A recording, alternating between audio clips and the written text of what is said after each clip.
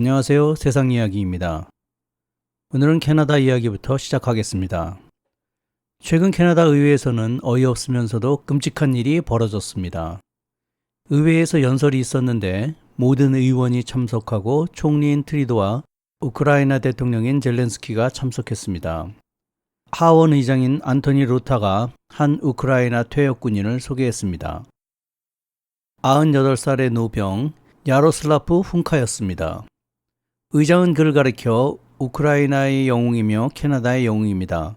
우리는 그의 노고에 감사드립니다. 라고 말했습니다. 그런데 이 일이 있고 나서 훈카의 정체가 밝혀집니다. 그는 나치 부대에서 싸운 군인이었습니다. 한마디로 캐나다 의회가 나치 군인에게 그가 저지른 일을 감사하는 의미로 기립박수를 보낸 것입니다. 훈카는 제14 바펜 SS 사단에서 근무했는데 갈리시아 사단으로 알려진 부대입니다. 이 부대는 폴란드와 유태인 민간인 학살을 저지른 부대로 악명이 높았습니다. 사단 이름에 SS가 들어간 것에서도 알 수 있듯이 우크라이나 나치의 정예 부대였습니다. 문제는 이 부대가 징집병으로 이루어진 부대가 아니라 자발적으로 참여한 지원병들의 부대였다는 것입니다.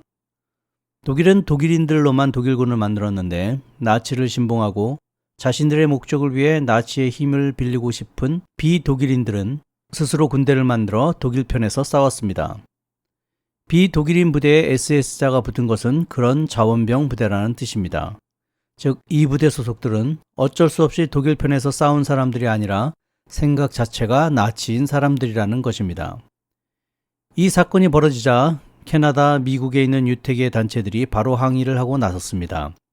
그러자 캐나다 의회 의장 루타는 바로 사과했습니다. 훈카가 그런 사람인지 몰랐다는 것입니다. 트리도 총리는 사과를 하지 않은 채 유감만을 표명했습니다. 그러나 더 심각한 문제는 훈카를 소개할 당시 의회 의장 루타가 그가 소련과 싸운 용사라고 소개했었는데 그가 속해 있던 바펜 SS는 최전선에서 소련과 싸운 것이 아니라 후방에서 민간인들과 유태인들, 폴란드인들, 집시나 소수 인종들을 학살하는 일에 종사한 부대였습니다. 이번 사건은 역사에 대한 무지가 얼마나 사악한 이미지와 잘못된 이야기를 만들어내는지 여실히 보여준 사건이었습니다. 그런데 과연 이번 일이 단순한 실수일까요?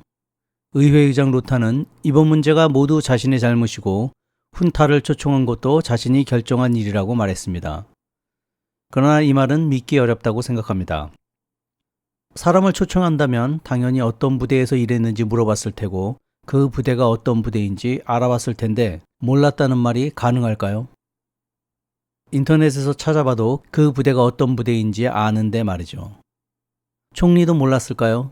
정치인은 자기가 가는 곳에 어떤 사람들이 오는지 면밀히 따져봅니다. 문제가 있는 사람들과 함께 있으면 안 되니까요. 그런데 훈카가 어떤 사람인지 몰랐다는 주장은 믿기 힘듭니다. 정치인들은 자신이 의도적으로 저지른 일이 문제가 생기면 주로 자신이 몰랐다고 사과를 하곤 합니다. 자신의 사악한 행동을 가장된 무지로 덮는 것이죠. 하원 의장의 사과와 트리도의 유감 표현은 위선적이고 사악한 변명으로 보입니다. 캐나다에서는 나치 협력자들을 기리는 기념비들이 곳곳에서 발견되어 문제가 되었습니다. 그런데도 이런 실수를 저질렀다는 것은 단순 실수라고 보기 어려우며 캐나다의 뿌리 깊은 인종주의적 성향을 드러낸 사건이라고 봐야 합니다. 이어서 캐나다의 어두운 면을 들여다보겠습니다. 대부분 사람들은 캐나다에 좋은 인상이 있습니다. 미국처럼 총기 사고가 빈발하지도 않고 깨끗한 환경에 평화로운 나라로 알려졌습니다. 그러나 실상을 알고 보면 캐나다는 다른 모습입니다.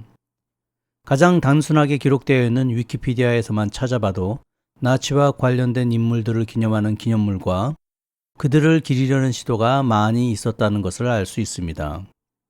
프랑스 관련 부분에서 보면 브리티시 콜롬비아와 알버타주에 있는 산 중 하나를 페탱산으로 명명했었다고 합니다. 물론 이 이름은 1919년 그가 전쟁 영웅이었을 때 명명되었습니다. 그러나 페탱은 2차 세계대전 당시 독일이 점령한 프랑스를 다스리며 독일에 협력한 사람입니다. 이 산의 이름이 바뀐 것은 2019년이 되어서야 바뀌었습니다. 몬트리올에는 의학자 알렉시 카레를 기리는 거리와 공원이 있었습니다. 1972년과 1988년에 각각 명명되었습니다. 이 사람은 노벨상을 탈 정도로 훌륭한 학자이지만 나치에 협력했고 그 악명 높은 우생학 정책을 실행하는 데 일조를 한 사람입니다. 이런 경우가 가장 많은 인물들은 우크라이나 관련 나치 협조자들입니다. 알버타주 에드먼턴시에는 우크라이나인 로만 슈케비치의 동상이 있는데 이 사람은 우크라이나 반군 지도자로 선전되고 있지만 실제로는 폴란드 민간인 학살에 주도적인 역할을 한 것으로 알려진 인종주의자입니다. 역시 에드먼턴시 생미셸 뮤지에는 우크라이나 자유를 위해 싸운 사람들을 위한 기념비가 있습니다. 1976년에 세워진 기념물인데 이것을 세운 사람들이 바펜 SS 관련 사람들입니다. 이 부대는 앞에서도 말씀드렸듯이 나치 협력 부대로 유명한 부대입니다. 오크빌에서도 비슷한 조형물이 있습니다. 이 조형물은 제14 바펜 SS 부대로 제1 갈리시안 부대로 알려진 부대입니다. 역시 나치 협력 부대로 인종청소와 소수민족 학살에 참여한 부대입니다. 이번 캐나다 의회에서 나타난 나치 병사가 이 부대 소속입니다. 캐나다가 왜 이런지 궁금하실 텐데요. 사정을 알면 이럴 수밖에 없습니다. 캐나다는 2차 대전이 끝난 후 약 2,000명이 넘는 우크라이나 전쟁 범죄자들을 이민자로 받아들였습니다. 그 당시에도 논란이 있었지만 어떤 연유로 그런 결정이 이루어졌는지 아직까지도 밝혀지지 않았습니다. 유럽에서 나치로 활동하며 온갖 전쟁 범죄를 저지른 사람들은 수단과 방법을 가리지 않고 유럽을 떠나려고 했습니다. 그중 대부분의 사람들이 아메리카 대륙으로 왔습니다. 아르헨티나와 캐나다가 그들이 주로 선택한 나라였죠. 북아메리카에는 지금도 독일계의 이민자들이 많습니다. 그들은 그 속에 들어갔습니다. 미국에서 신나치가 많은 주로는 오하이오, 일리노이, 펜실베니아가 유명합니다. 그 주의 이름과 신나치를 검색하시면 많은 영상이 검색되어 나옵니다. 캐나다는 주로 알버타주, 브리티시 컬럼비아주 등 서쪽의 신나치주의자들이 많습니다. 이들은 점점 노골적으로 자신들의 주장을 드러내고 있습니다. 또한 남미에서도 독일과 우크라이나에서 온 나치들이 사회 속에 숨어들었습니다. 유태인 학살로 악명 높았던 아돌프 아이히만이 잡힌 곳도 아르헨티나였습니다. 남미 국가 중에서 백인의 비율이 높은 나라일수록 나치의 뿌리가 깊습니다. 이들은 북아메리카처럼 드러내놓고 자신들의 세력을 과시하는 것이 아닙니다. 주로 극우 정치인들과 협업을 해서 생존하고 있습니다.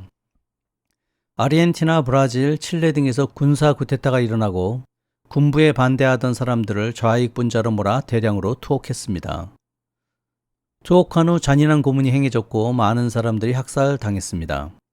그때 활약한 사람들이 나치 출신들입니다. 그들은 예전에 유럽에서 자행했던 고문과 학살 방법들을 군부에 제공했습니다.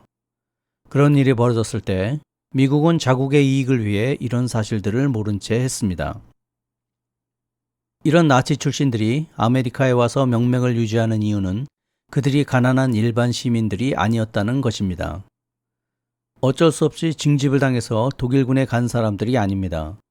출세와 이득을 위해서 자발적으로 나치에서 일한 사람들이고 잘 배우고 가진 것들이 많은 사람들이었습니다. 그런 사람들이 아메리카 대륙으로 넘어온 것입니다. 유럽에서도 별반 다르지 않았습니다.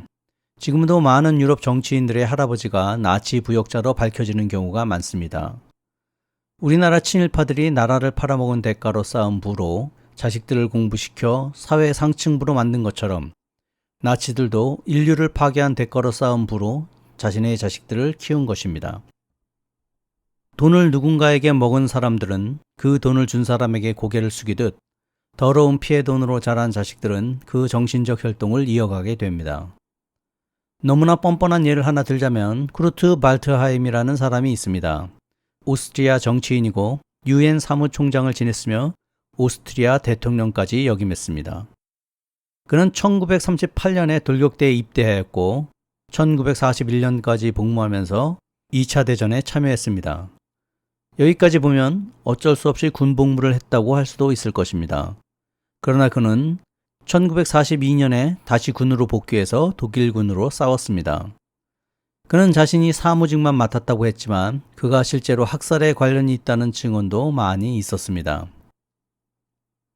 이런 사람이 70년대에 UN 사무총장이 되고 80년대에는 대통령이 되었습니다. 80년대 중반이 되어서야 그가 독일군 중위로 복무했다는 사실이 밝혀졌습니다. 대통령이 되었지만 미국과 서유럽 국가들은 그제서야 그를 입국 거부시켰습니다. 자신은 자신의 죄를 알 텐데 그러면서도 출세를 위해 신분을 숨기고 거짓말을 한 발트하임은 대체 양심이 있는 걸까요? 이게 유럽 정치인들의 실제 모습이고 전범을 제대로 처리했다고 주장하는 유럽 역사의 실제 모습입니다. 알고 보면 참으로 허술한 사회입니다. 인종주의자들은 우리가 생각하는 것보다 훨씬 교활하고 끈질깁니다. 그들이 사라지지 않고 계속 자라나는 이유는 기득권 세력 중에 그들에게 동조하는 사람들이 많기 때문일 것입니다. 다음으로는 영국 소식입니다. 이게 무슨 일인가요? 최근 영국에 좀도둑이 늘어나고 있다는 소식입니다. 슬프면서도 어이없는 소식입니다. 식료품비가 치솟자 영국 곳곳에서 물건을 훔치는 좀도둑이 늘고 있다고 합니다. 영국이 경제적인 어려움으로 각종 혜택을 삭감하자 좀도둑이 증가했는데 특히 여성들도 좀도둑 대열에 합류하면서 좀도둑 비율이 크게 증가했다고 합니다. 영국은 원래 좀도둑이 많은 나라였습니다. 그러나 팬데믹 시기에 3분의 1가량으로 줄었었는데 최근 예전과 같은 수준으로 늘었다고 합니다. 최근 1년 사이 좀도둑 비율이 크게 증가했으며 폭력을 휘두르는 비율도 높아지고 있다고 합니다. 상점 주인들은 그런 위험한 환경 때문에 여성 종업원들을 구하기 힘들게 되었으며 경찰이 좀도둑질을 중요 범죄로 처리하고 있지 않기 때문에 상황이 악화되고 있다고 합니다. 더 우려스러운 것은 이런 좀도둑이 마치 유행처럼 번지고 있다는 것입니다. 영국에서는 좀도둑이 많은 지역이 표시될 정도로 좀도둑이 횡행하고 있습니다. 소매업자들은 당국에 계속 좀도둑 문제를 해결해달라고 요청하고 있는 상황입니다. 도둑질에 나선 25세 남런던 거주자는 생활비 때문에 물건을 훔치기 시작했다고 말했습니다. 생활비가 오르는 상황에서 도둑질을 그만두기 어렵다고 합니다. 현재 생활비와 임금을 놓고 볼 때 임금이 거의 모든 부분이 생활비 자체로만 나가기 때문입니다. 현재로서는 생활 여유 자금이 거의 없으며 식료품을 사느냐 친구들을 만나느냐를 결정해야 할 정도로 여유가 없다고 합니다. 그래서 계속 음식을 훔칠 거라고 말합니다. 가끔 스포츠 뉴스를 보다 보면 유명한 부자 축구 선수가 집에서 강도를 당했다는 소식을 듣게 됩니다. 영국에서 주로 벌어지고 다른 나라에서도 종종 벌어집니다.